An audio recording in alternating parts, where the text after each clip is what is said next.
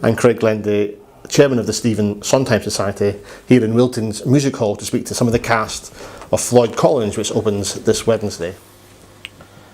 Wilton's is a piece of living history located just off Cable Street near London's Tower Hill.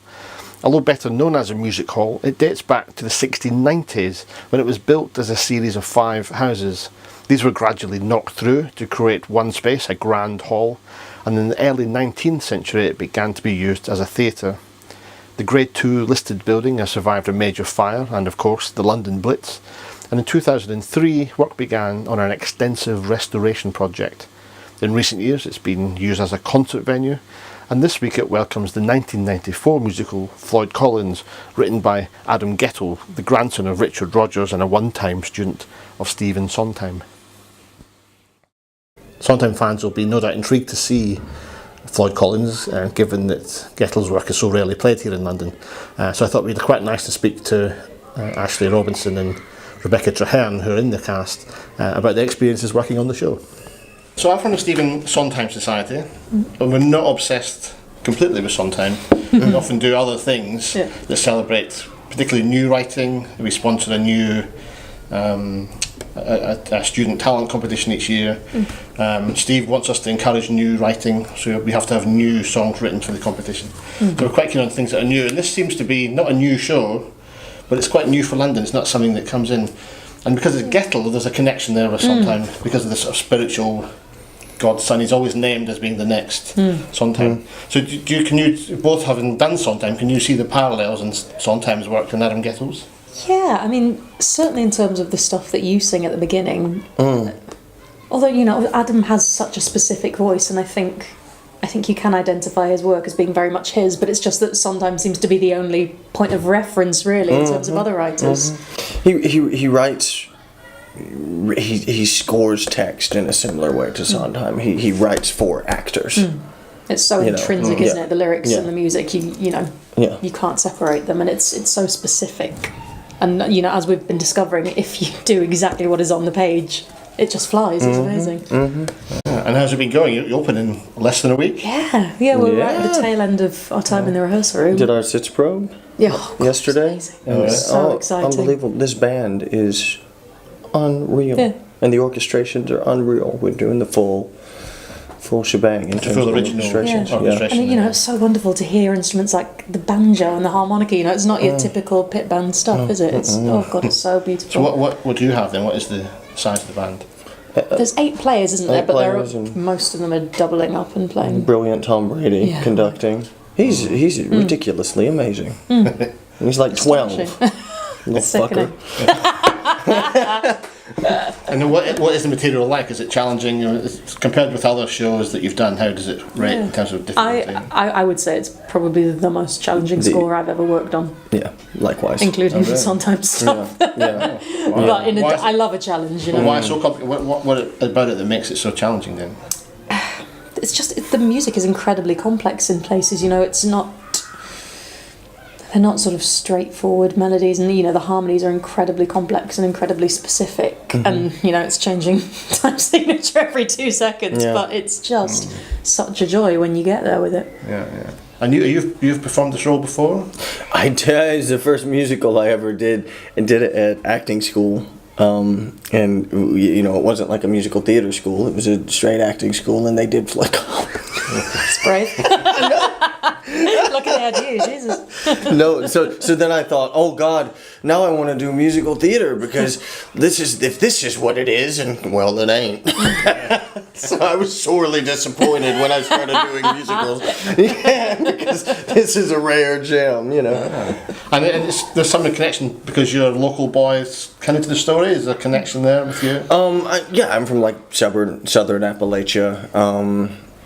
Very similar people. Very small rural southern town in South Carolina called Lockhart, and I went up to the caves this summer. Oh, yeah. I went to the actual places in the caves where this takes place. And how was that? That must have been it was fantastic. Strange experience. Oh, it was so fantastic. Ashley sent us so many pictures and video footage as well, which is invaluable. I'm so glad that you did that. It's me lovely getting to see overly excited. It's really sweet. It's like that YouTube video, that double, triple rainbow video. Do you know what I mean? That's what I was like at Sand Cave, with the light beaming in at a certain... Jesus. Now, not to give too much Such an away of the idiot. story, but is there a kind of shrine? Is it marked, that spot? Does it become a tourist destination? Or? A little bit, and like you can look down on it. There's like a ramp that goes from the road, and you can kind of look down. But I didn't just do that. I hopped down and climbed down and got to the actual. But there's a grate on the actual entrance to the cave. You know, you can't, which is only about that big. You know. You can't actually get into. No, they've sealed it off. Yeah. And can you give us a bit of background to the story? Because I don't think it's really known in the UK other than the musical, but in the US I think it's a story that has a sort of history. It's a very well known. Yeah, it was sort of the major. You know, it was really the first major news story after radio, and it, between the two world wars, it was like a first media sensation. Media absolutely. circus. And I guess that's what the show covers as well. It's what happens above ground whilst he's stuck in. And you guess you're above ground. Yes, yes. It'll be interesting how you stage that here as well. Do you know? Yeah. Can you reveal anything? I don't know what we can reveal and what we can't. Over to you, Rebecca Trehearn. It will look beautiful, I don't doubt it. You know, it's the thing is with Wilton's, we get so much for free because you walk in there and it feels like walking into a cave. It's like going back in time. So I think in that sense, space does a lot of the work for us. You don't even need a set, almost. You know what I mean? It's almost the less you impose on the space, the more beautiful it's going to be. So the simpler, the better in terms of how it's staged. Yeah, and we have Lee New, he's a brilliant designer who I've worked with before, and Rick Fisher is doing the lighting, who's just I the best. cannot wait to see it. I think it's going to look exquisite based on what I've seen of his work in the past. Have you performed here before? I'd never been here before. No, we walked in the first day and it was it's incredible. It's gorgeous, isn't it? Even this front bit with like the bars and these different rooms. Yeah, and it's kind of hidden as well, isn't it? It's a sort of theatrical secret still, I think, even though. Well, maybe hopefully not after this. This is the first full-scale musical they're doing. Yeah. Oh, it is the first. Okay. And Rebecca, you've come out of a show, a very successful show, Dan Evans's show, but have you had a chance to catch your breath yet? Or were you just straight into this? I was done. The last week of Showboat was the first week of rehearsals for this, so in some ways I feel like I didn't really have a chance to process that it had finished. It was really nice to just be able to focus on this. I have to say that first week was tough. How was that show? I mean, it's a great show. Yeah, congratulations on it. Show. Thank you. Wasn't she terrific. beautiful? Saw it twice. She was. She was amazing. Of course, as always. But it was such a beautiful looking production as well. Yeah, oh my god, it was stunning. Les Brotherstone came up with this incredible design for us, and we were very lucky actually that the New London became available because it's really the only space in London that could accommodate this thrust that we had in Sheffield. But no, it was just such a joy to be a part of. That creative team and that astonishing working company. with Dan Evans, right? And he had another really big Sondheim. Yes, indeed. Supporter and proponent. And you didn't fall off the stage. No, thankfully. Some people did. Yeah. I'm not going to name them. Some people ended up in the river. I think Alex, didn't she fall twice, in fact? She went over on her ankle. I wasn't witness to it, but one of our chaps did end up in the river as well. Because Alex, I was hoping to get Alex here, but she couldn't make it, but she says hi. She won the Sondheim Society Student Performer of the Year back in 2009. I think one of the earlier winners anyway. Yeah. And actually you did Merrily as well, another big Sondheim. I did Merrily, yeah. That was which was wonderful. I saw that as well. Yeah, that was that was so much fun. It was like one of my favorite experiences ever. It was Maria was so great, and we were all. That show was so collaborative and special and amazing. Yeah, and it's my first show I did in this country. Oh really? Yeah. Okay. Nice way to start. I know, right? And it feels like it's the first time that the show worked properly. I think that's the general feeling. It seems to be. It didn't quite work right until Maria got hold of it and just did something magical with it. Yeah. It was really poorly received initially on Broadway, wasn't it? Which I cannot fathom. But I think it ran maybe 16, and then got canned. And it's nice. I think he himself said it was maybe not until Maria got hold of it and made a good job. And she's also one of our patrons as well of the society. How does it compare then, Sondheim? You've both done Sondheim. I haven't done it professionally. I did Into the Woods with NYMT a long time ago, and then I did Sweeney Todd in my 3rd year at Mount View. But I've yet to do a professional one. Come on, give me a job. And how did you find Sondheim as a performer? Oh, just I mean, thrilling, amazing. Yeah, there's nothing more to say than that, is there? Did you get to meet him when he was here? Yeah, he came, and then when they filmed it, and then I was in New York when it premiered in theaters there, and so he was there as well, and he's the most generous, lovely human being. Yeah. And it was filmed, that was one of the great jobs that it was. Filmed and available for a year, and then I don't know what happened, but they had to take it down for some reason. Shame, because when we saw it multiple times, of course, as a Sondheim fan, and I live next to the Menier, which is very handy, so popped in quite a few times. So. Embarrassing amount of times, actually. If I where did you prefer it, at the Menier or at the whatever it's called, the Pinter? The Pinter, yeah. I think I prefer. I love the Menier. In fact, I was just there last night for Into the Woods. Again, that's extraordinary. Isn't what it? an amazing production that is. I was at the Old Globe rehearsing a show when they were performing at the Old Globe and I saw it probably 5 or 6 times there. The front. Is it? Yeah. The Fiasco lot, is it? Yeah. They're so good. They're such a creative company, and they're reinventing it almost because. As a society, we've seen a lot of Into the Woods. We've been into that woods many times, in and out of it. And this one was like seeing it for the first time. So, did you see it? No. Do you want to go see it? Yeah. I want to go back. Let's go. I'll be quick because it finishes on Saturday. Oh. Okay. At the Menu. We have an in. Our producer works there. I got in from being sold out yesterday. So. Okay. You just use my name. Excellent. Don't use my name. I got some Sondheim. Can I challenge you with some Sondheim lyrics? Yeah. Oh. Oh God. I know. And then we'll come back to the question about Floyd Collins' plot because I realised we didn't get an answer. But okay, so Ashley, you're going to finish the wording. Finish the lyric. Travelling's the fun, flashing by the countryside, making you think. Making you think? I don't remember that lyric. Making you think. I can't complete it because honest to God, I don't remember it. I don't know if it existed or not. It's a little night music. No, is it? No, it's merrily. Merrily, yeah. Well, that's the next 2 lines. Merrily. Yeah, merrily, making you think. Merrily, what can go wrong? Honest to God, could be a different version. Don't remember that. Maybe it's different. Is it Maybe that's first? the original. Yeah, it could be the first incarnation. Yeah.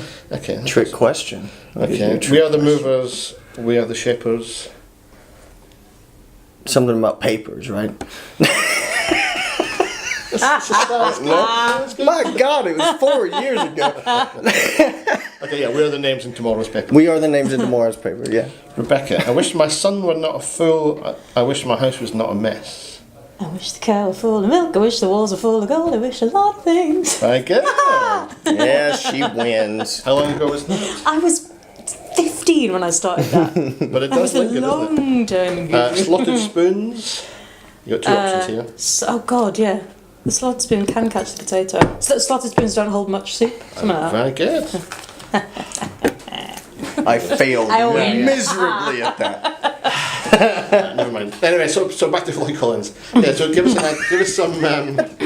some idea of the story then, without giving too much away. And if you don't know the story, don't look at Wikipedia. I discovered because I just had a quick look today. Yeah. And the first paragraph, the whole thing is putting the ending. It's like So don't look at Wikipedia. Oh. So don't give us too much away, but give us an idea of what we can expect.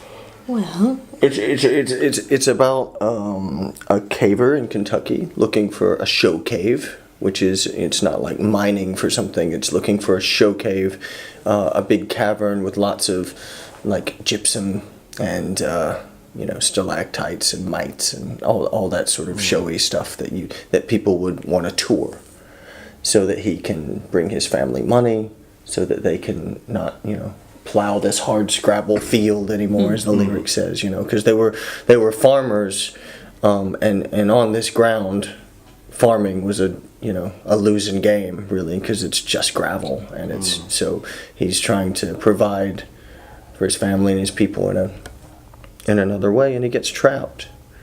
In the play, he finds the cavern, and then he gets trapped. It's not really known if he found a cavern down there or not. That's but in this he does, and he gets trapped, and then it's about his family. Yeah, it becomes about the efforts to rescue him, and his immediate family and the community, and then these outsiders who begin to come in and try to dictate how the rescue mission is going to be run, and reporters descended, and it became this enormous kind of carnival, didn't it? And it was one of the big media sensations of the time.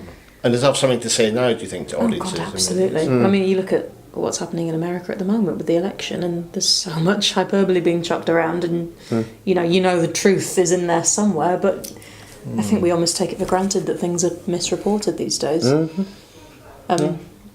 And also something about this small town America. I was wondering about if there's, because we saw Allegro. I don't know if you saw Allegro recently. Yeah, I did. At Southwark, which is wonderful, lovely production of a slightly flawed show. But the feeling for that was there's something about small town America that should be celebrated, and I wonder if this is a similar, some kind of parallel there.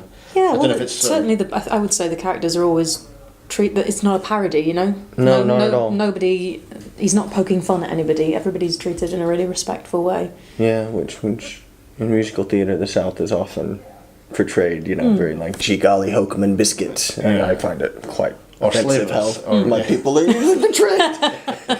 Yes, or involved in the slave trade, or yeah. or something, but Well, they're not portrayed like that in Showboat, actually, at all. No, not at all. No. And I think Dan was true, at pains to make that clear in our production, particularly to give weight to those stories and not gloss over them, because Showboat was so ahead of its time in 1927. To put stories like that on the stage And was they had quite something. Ferber, that source material is so brilliant. Yeah. You know what I mean? It's almost, yeah.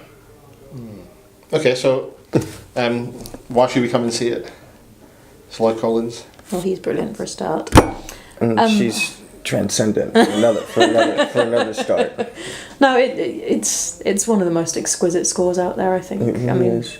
The Light in the Piazza has long been one of my favourite musicals, and I wasn't especially familiar with Floyd Collins before getting involved in this production, but I've just fallen in love with it, and it's a really life-affirming, moving story. Yeah. It goes places that I can't think of another musical going to in the whole canon. I mean, bar none is, personally speaking, I don't think anything touches it. Right. Nothing. And you're not just saying that because you're in it. But it's No, I've always thought that. Always. And honestly, the space is so magical as well. Yeah. I mean, like I said, I hadn't been here before, and this place is worth a visit.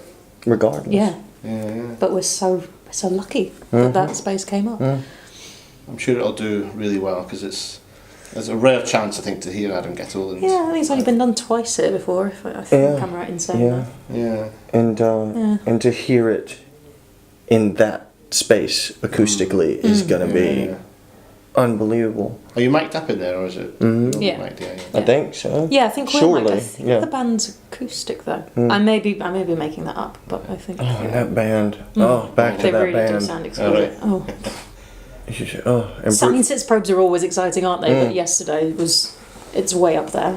I've done a few of them by now. it's like a truly transcendent piece. Yeah. And how many pieces of musical theatre go there? It just lifts beyond. It's cosmic. Because it's a strangely small story, isn't it? Yeah. So you've got to do something with it that abstracts that out into something that's... Because the plot is actually very simple. You can describe the plot basically in a sentence. And so what it does, it's not concerned with plot. So at the same time it's going this way, it's equally going down. And you're really getting to know these characters, and you're really getting to, you know what I mean? So it's not all plot. Yeah. Yeah, I can't wait, really. I don't really know it that well either, so... I know Sondheim named the Riddle song as one of the few songs that he'd wished he'd written. It's the most joyous thing. I love that number. Yeah. What a great end to an act, right? It's incredible. Well, thank you for doing this, for chatting. Yeah. Hope it goes well. Break legs or whatever. So you're coming, yeah? Oh, I've booked for the first night and the last night at least, and then hopefully get to the rest night. You got some previews? Yeah, it's a week of previews, isn't week, it? I think. Again, We don't know anything. Yeah, We don't, we just go. why do you want to talk to us? Fascinating. So say thank you very much from everyone at the Sondheim Society. As a thank you, we'll leave you with these, which says Sondheim mugs, which are available to buy on the website. Vodka Stinger, we've got beer, there's a coffee cup, and there's chrysanthemum tea mug. So we might drop you off I'll drop you off the rest of the set next time. Oh, lovely. Thank you. Thanks very much. Really, Thank you so much. pleasure. So nice to meet you. Thank Cheers you. for doing that. Yeah. Good. Hey.